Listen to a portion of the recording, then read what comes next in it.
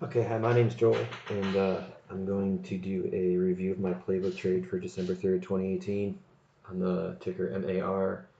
And this trade's basically just intraday resistance holding and shorting into it. So the big picture was the SPY was gapping up above 280 in the pre-market and immediately fell below that on the open. It has been trending up as of late, and all I can conclude is that it was a different market environment than if the SPY had held above 280 and kept trending as far as it might have impacted this trade, but especially because I was going to be shorting this and it was a weak stock in terms of it had a really negative news catalyst. This, if anything, helped. But I'm still trying to, I mean, honestly, I was not looking at this while I was making this trade. And that's an area for improvement. So intraday fundamentals, the landscape was about middle of the month. There was a report of a data breach, and since that point, on Friday, I believe, Thursday evening, it was concluded that hackers have had access since 2014, which is pretty bad. And out of the 500 million customers impacted, 373 million had card numbers, expiration dates, etc. stolen. So the stock gapped down after hours on Thursday, and after kind of moving around a level, it basically held this 115 level the rest of the day and into the after hours um, in pre-market on Monday. So here's my daily chart. I put a lot of levels on here because I was trying to really find kind of like where this thing might go, because it could really go up and down from that 115 point that it was at in the pre-market right here. And you can see it was above, it was below, and it closed here. This is today's candle so far.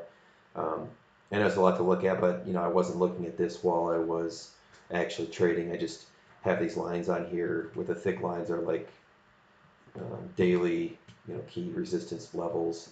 And thinner lines are just intraday ones from the day that the stock was in play.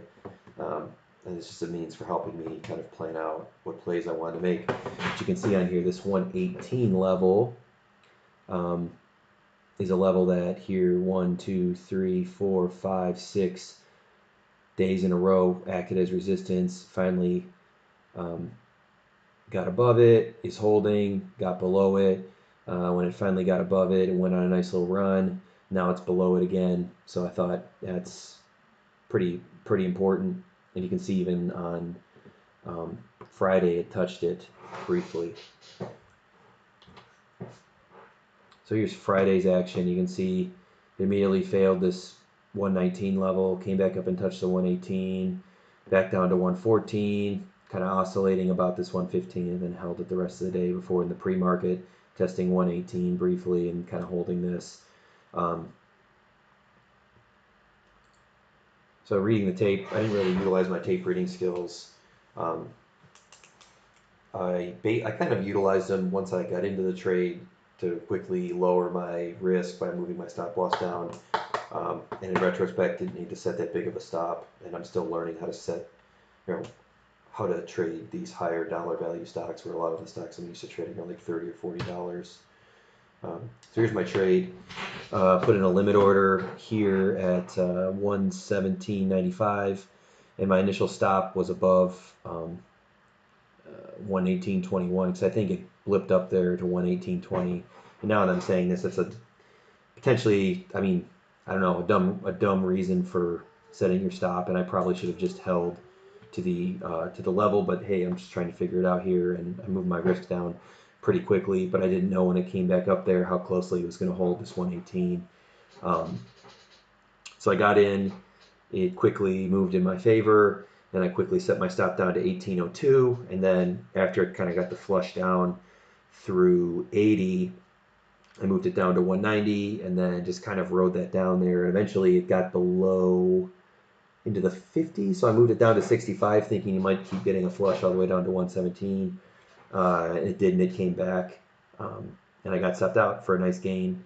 The other note is here, I'm still just using a small share size, so I used only 25 shares because I was figuring, well, right now if I was to go full size, I don't think I have enough buying power in my account to buy 1,000 shares of this. So I'm trying to just use representative share sizes here.